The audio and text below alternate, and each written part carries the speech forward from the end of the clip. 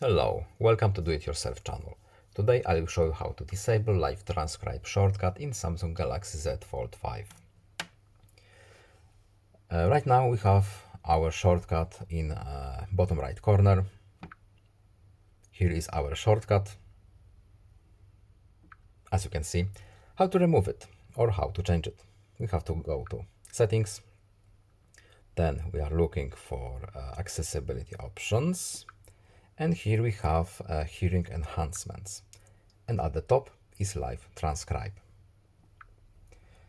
And here is our shortcut. To turn it off, we simply uncheck this box and now our shortcuts are disabled.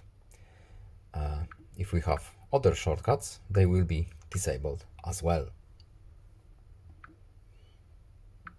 And that's it. I hope this video was helpful to you. Please leave a like and subscribe. Have a nice day and see you in the next video. Goodbye.